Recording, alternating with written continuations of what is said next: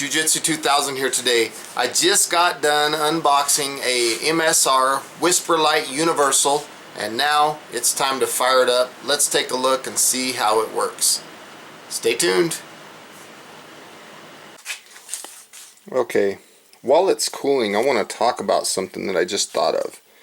The jets are UC, and that's for canister, UG, that's for white gas, and UK is for kerosene. Now if you take the U off of the three of those and you just say C jet, that would be the canister jet, G is the gas jet, and K is the kerosene jet. That's how I'm going to think of it anyway. So you can see on the jets it says UG, hopefully you can see that. UG, UK, and I'm guessing the UC is in there, obviously.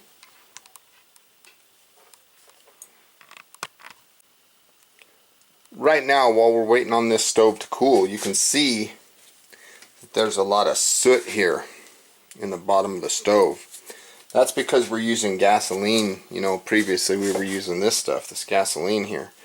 Now, when it comes to gasoline, there's a quick recommendation. You know, here's the gasoline that we were using. There's a quick recommendation that I want to give, and that is, if you're going to be burning gasoline in your stoves, make sure that you're buying the lowest octane gasoline you can find. So buy the cheapest gas you can get, because the higher gas, the higher octane fuel, they put more additives in the fuel and things like this, you know, carbon buildup and all this dirt and soot and all that. That's because the gasoline that I was using for this test today was probably a higher octane gas. Now if I would have had some cheaper gas, which I've used plenty of times on that old stove, you know, I've used some cheap junk gas and it works good and you don't get all that buildup. And white gas, you don't get that either with white gas. So that's something to think about when it comes to fuel. If you're going to be burning unleaded fuel, make sure you get the cheapest one. Okay, this stove has sat a few minutes. So now I'm going to go ahead and I'm going to flip this thing upside down, and I'm going to take this primer cup off. Still a little bit warm to the touch. You can also see that the wick came off. From here, I'm going to pull this fuel line assembly straight up with the jet and everything. It's going to come straight up out of the stove.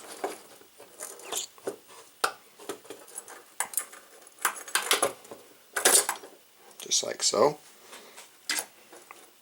Now I'm going to take this and I'm going to invert it upside down into the slot, into the stove, and what that'll do is that'll give me something that'll hold that thing in place so that I can remove this jet, this UC jet. So here we go. Give it a little twist. One thing that I noticed right off the bat, there's the shaker needle inside.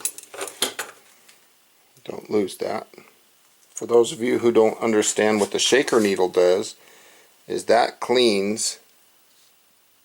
See the little needle on the tip of that?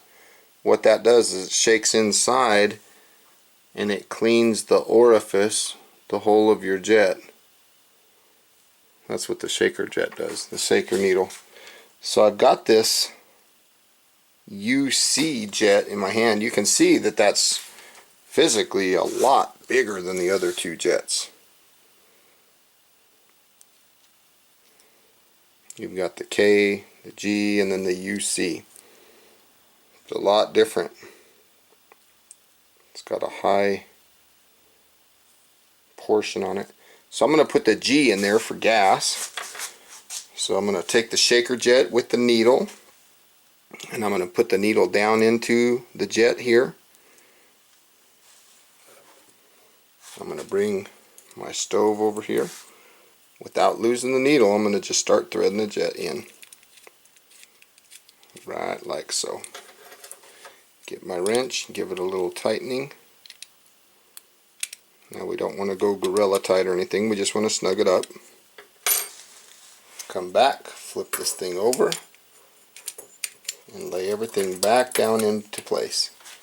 This is one of the things that I really like about this new stove. It's very simple. The simplicity of the new design.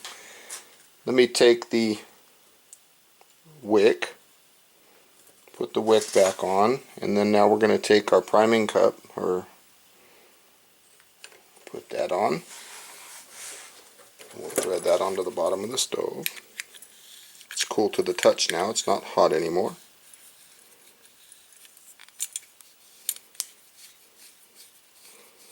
Just like so. Fold the legs back out. Now the stove should be set up for white gas. I'm going to take this kerosene and move it out of the way. Get my pump. Back the camera out here. So here I'm going to take my pump.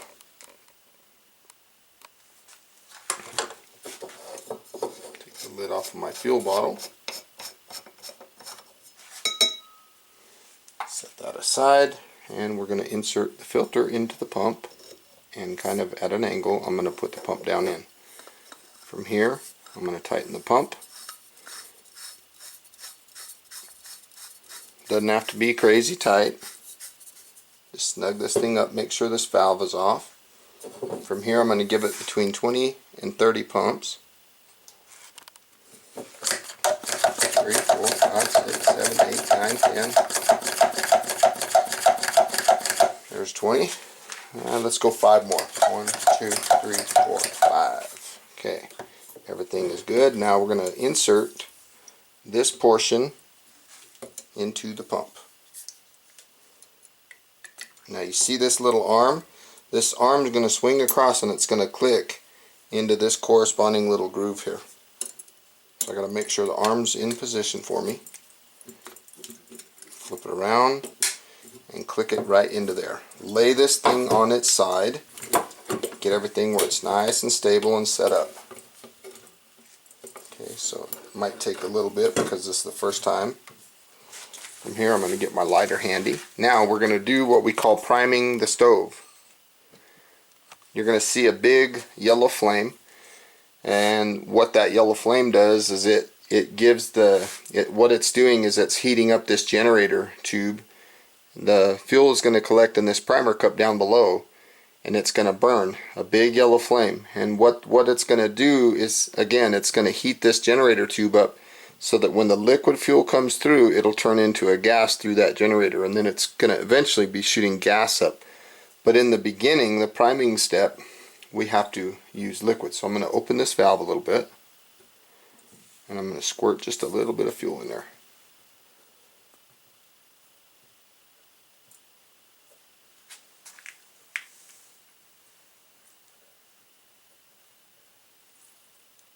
There it is. Now I'm going to close it.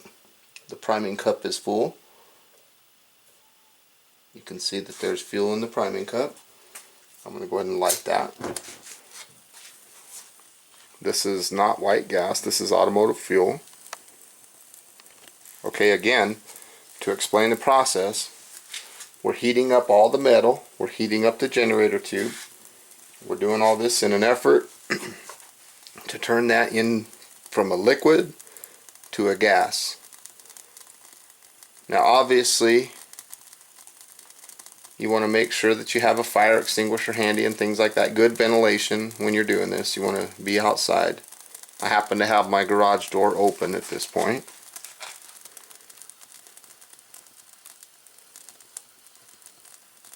You've noticed that I turned this valve off. I can see the level of fuel in the priming cup getting lower, and I can hear the stove starting to hiss a little bit. Once I start to see the fuel go away, I'm going to slowly turn the fuel on here. Very slowly.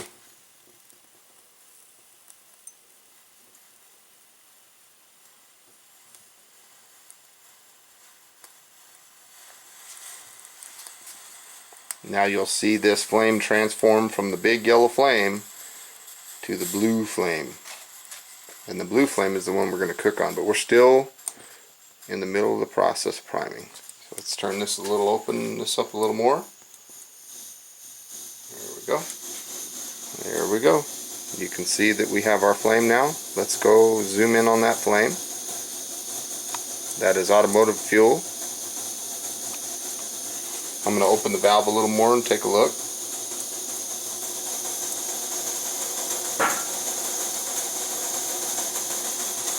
That's wide open.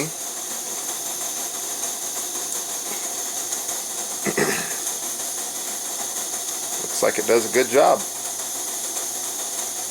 Let's take a look at the flame control and see how much flame control we have. Watch me turn this valve and see how that responds. I have no idea how precise that stove is. I don't know what its simmering capabilities are. I don't know nothing about it. This is my first time having it.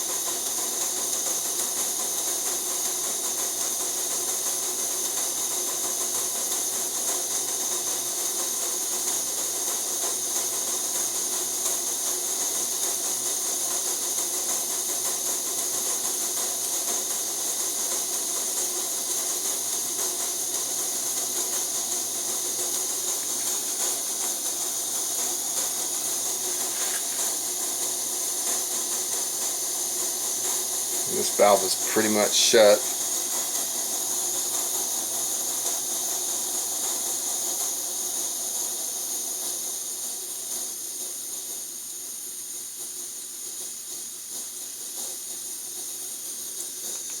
I know on my old stove what I would do to simmer is I would depressurize the tank a little bit, and I'd put just a couple strokes in, and therefore it wouldn't be pressurized real high.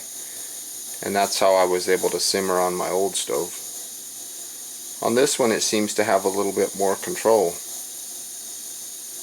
You can see that that flame is pretty much down to a simmer.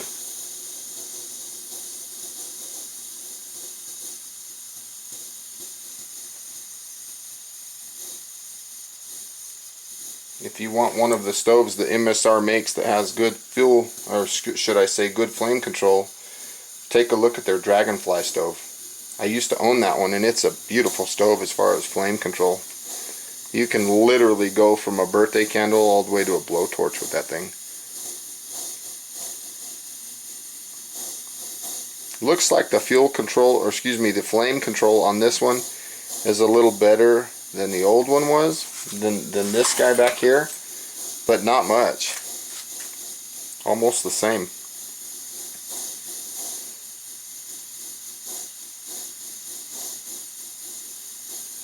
Let's go ahead and open it up again.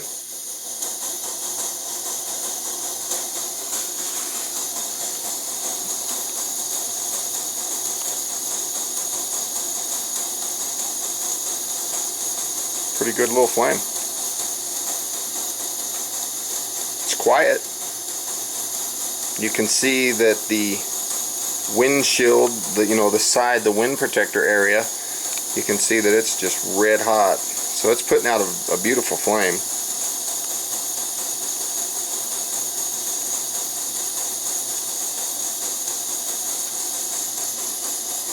I'm going to go ahead and turn this valve off and see what happens. There we go. It's all the way shut.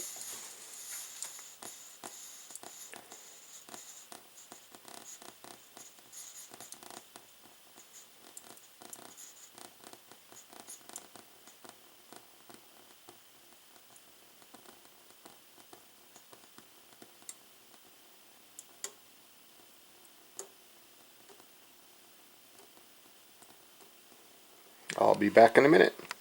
Stay tuned for more videos with this stove. I'm going to be doing more comparisons, and I'll be doing more field reviews, actually cooking and boiling water and things like that. So stay tuned for those videos. And I want to say, please feel free to comment on this video, subscribe, like it, share it. If you like the video content that you see on my channel, the types of videos that I bring you, please subscribe to my channel. I'd love to have you. And as always, have a beautiful day. Now go out there and get yourself a WhisperLite Universal. It's an amazing stove. I can tell that I'm going to have a lot of years of good use out of it. So check it out.